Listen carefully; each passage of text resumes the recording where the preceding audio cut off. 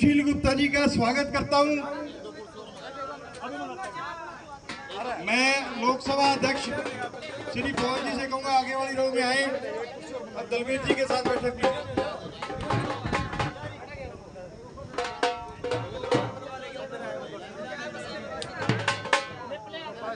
Madam यूना कबीरा जी कृपया अपनी सीट धारण करें। जनता पार्टी की सरकार देखी, कांग्रेस से दुखी होकर बीजेपी को बना दिया और अब बीजेपी से सारे दुखी हैं, अब फिर कांग्रेस को बना देंगे। तो मैं आपको कहना चाहूंगा कि ये एक बदलाव का समय, एक बार आप आम आदमी पार्टी को आजमा के देखें, आपकी आशाओं पर हम खरे उतरेंगे। सभी साथियों को एक ही निवेदन है कि कृपया आपने सारी पार्टियां देख ली, पहले इनेलो देखी, फिर कांग्रेस को 10 साल देखा, फिर भारतीय जनता पार्टी को देखा। आपके पड़ोस में दिल्ली में, आपके पड़ोस में पंजाब में आपको 2 सरकारों का अनुभव आपके सामने है। आज दिल्ली के स्कूलों में बड़े बड़े IAS अफसर, बड़े बड़े अमीर राजनेता अपने बच्चों का एडमिशन सरकारी स्कूल में करवाना चाहते हैं।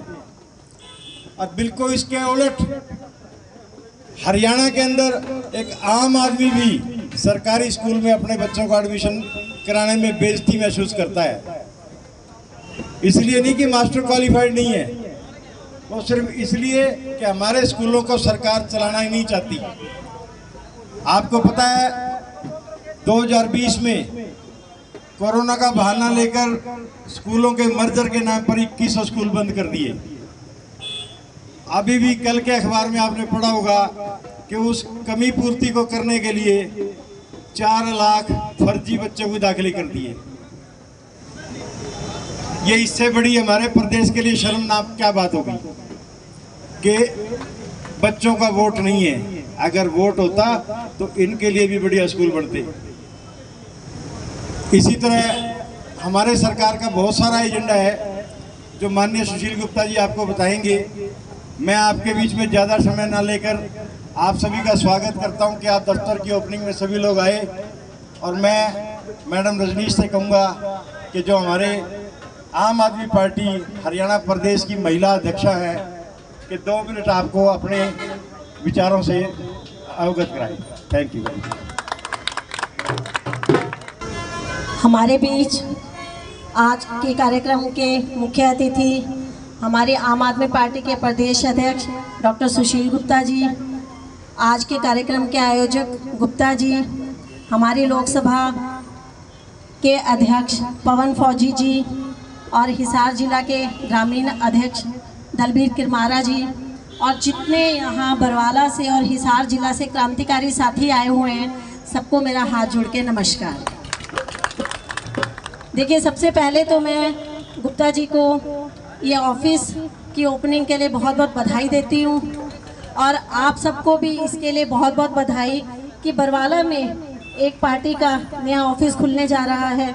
और आज आपने इतनी संख्या में आके, जैसे कि अभी गुप्ता जी ने बताया कि एक शॉर्ट नोटिस पे इतनी संख्या में आके आपने ये बता दिया कि आम आदमी पार्टी के हर साथी इतना क्रांतिकारी है, उसको कोई बहुत ज़्यादा समय की ज़रूरत नहीं है, क्योंकि अभी विधानसभा का चुनाव भी आ रहा है और उसमें भी बहुत समय नहीं है। तो आप सभी से मुझे पूरी आशाएं हैं, पूरी उम्मीदें हैं कि आप सभी घर घर तक पहुंचेंगे, अपनी विधानसभा में या जहां भी आपका संपर्क है, एक एक घर में जाके अरविंद केजरीवाल जी की नीतियों को पहुंचाएंगे। जो उनका एक लक्ष्य है, हरियाणा को दिल्ली की तरह, हरियाणा को पंजाब की तरह शिक्षा देना, स्वास्थ्य सेवाएं देना, बिजली पानी जैसी मूलभूत सुविधाएं देना, बुजुर्गों का सम्मान, औरतों का सम्मान, तो ये सब हम हरियाणा वाले भी इसकी उम्मीद करके चल रहे हैं और जो सिर्फ और सिर्फ आम आदमी पार्टी हरियाणा में ला सकती है। और आप सब साथियों की बदौलत ही वो दिन दूर नहीं कि जब 2024 में इस बार आम आदमी पार्टी बहुत मजबूती से चुनाव लड़ेगी ही नहीं, बल्कि जीतेगी और सरकार बनाएगी। बैठे हुए यहाँ के बुजुर्गों, मातृशक्ति, नौजवान साथियों, प्यारे बच्चों, सबको मेरा हाथ जोड़ के नमस्कार। आज मैं आंकड़े देख रहा था, हरियाणा की कुल आबादी 2 करोड़ 80 लाख और इसमें से 1 करोड़ 81 लाख लोग गरीबी रेखा के नीचे। आजादी के 75 साल बाद ये स्थिति है इस प्रदेश की। कई कई घंटे लंबे बिजली के कट, पीने का पानी अब तक हर गांव में पहुंचा नहीं है। हर घर के अंदर बच्चा बेरोजगार बैठा हुआ है, पढ़ा लिखा बच्चा। सरकार ना शिक्षा दे पा रही है, ना चिकित्सा दे पा रही है। डर और भय, अगर कोई भी व्यापारी भाई कुछ बोलता है तो इनकम टैक्स का, ईडी का, सीबीआई का डर दिखा के केवल जाति और धर्म के नाम पे बांट इस प्रदेश को राजनीति करी जा रही है। लगभग 7.5 दशक अगर आजादी के हो जाए और बुनियादी सुविधाएं भी सरकारें ना दे पाए, चाहे वो किसी भी पार्टी की रही हो। 10 साल से केंद्र में और इस प्रदेश के अंदर बीजेपी का राज है। ये कहते तो हैं सबका साथ और सबका विकास, परंतु मुझे लगता है चंद पूंजीपतियों का विकास करना इनका लक्ष्य बन के रह गया। अन्यथा 2 करोड़ 80 लाख की आबादी में से 1 करोड़ 81 लाख लोग गरीबी रेखा से नीचे नहीं होते। बहुत दुखदायी विषय।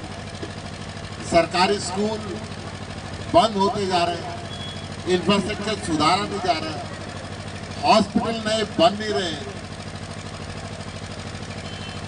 नशे का कारोबार में खुद सरकार लिप्त हुई।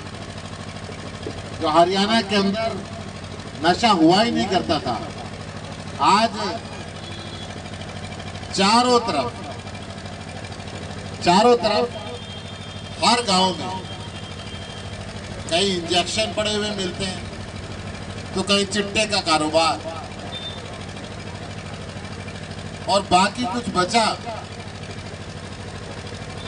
तो जो पढ़ा लिखा युवक है मजबूर होके नौकरी ना मिलने के कारण अपनी दादा लाई संपत्ति बेच के डोंकी रास्ते से विदेश में जाने के लिए मजबूर। गांव और घरों के अंदर बूढ़े माँ बाप बच गए। नौजवान परिवार के साथ रहना चाहता है, परंतु परिवार भी डरता है कि रोजगार नहीं मिल रहा, ये नशे के अंदर चला जाएगा। इसकी जिंदगी को बचाने के लिए संपत्ति बेच के विदेश चला जाए तो भी ठीक। ये स्थिति इस देश की होती जा रही है। सरकार विकास पे ध्यान न देने का केवल एक ही कारण है कि इस देश और प्रदेश के अंदर जाति और धर्म के नाम पे टिकट मिलती है, जाति और धर्म के नाम पे वोट पड़ती है। आम व्यक्ति पिसता जा रहा है, परंतु जब चुनाव आता है तो ये सोच लेते हैं कि ये जाति इस पार्टी को वोट देगी, ये जाति इस पार्टी को वोट देगी। तो हिंदुस्तान विकसित कैसे होगा? गरीब का बच्चा तरक्की कैसे करेगा? परिवारों में खुशी कैसे आएगी? अगर परिवार में खुशी चाहिए तो हिंदुस्तान को विकसित करना पड़ेगा। जो छोटे छोटे देश हमारे से 20-20, 30-30, 40-40 साल बाद आजाद हुए, आज वो विकसित राष्ट्रों के अंदर तब्दील हो गए। परंतु इतना बड़ा हिंदुस्तान आज भी 2 करोड़ 80 लाख की आबादी में से ये हरियाणा प्रदेश 1 करोड़ 81 लाख लोग गरीबी रेखा के नीचे का जीवन जी रहे हैं।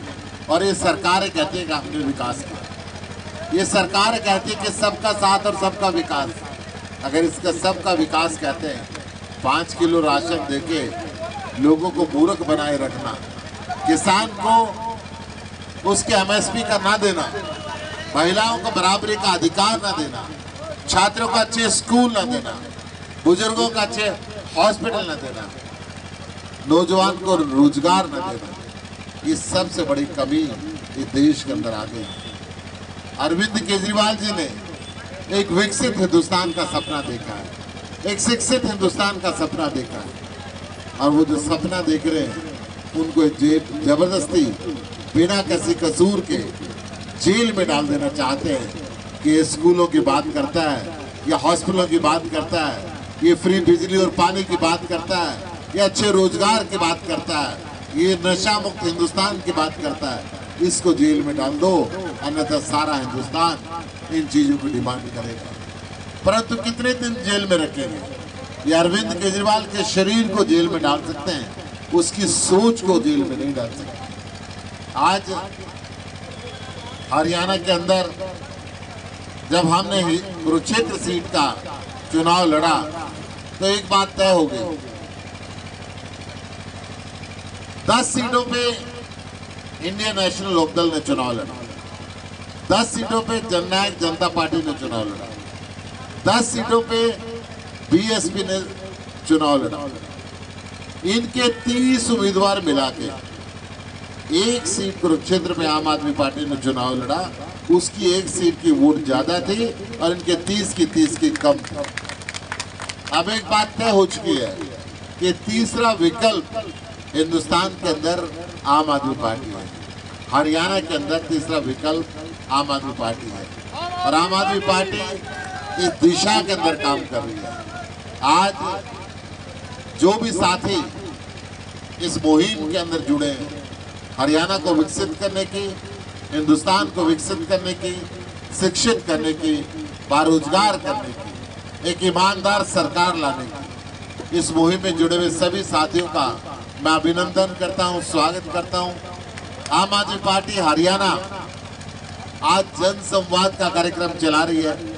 हरियाणा के लगभग 6250 गाँव के एक गाँव में हम जा रहे हैं और जनता को अरविंद केजरीवाल की नीतियां समझा रहे हैं, उसके विकास के कार्यों को समझा रहे हैं और आने वाले विधानसभा की तैयारी कर रहे हैं।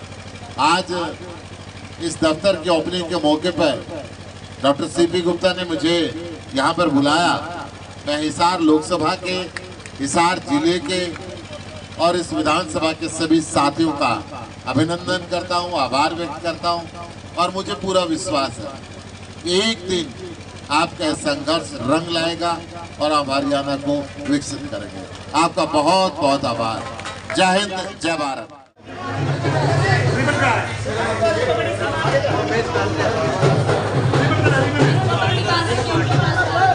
बोलो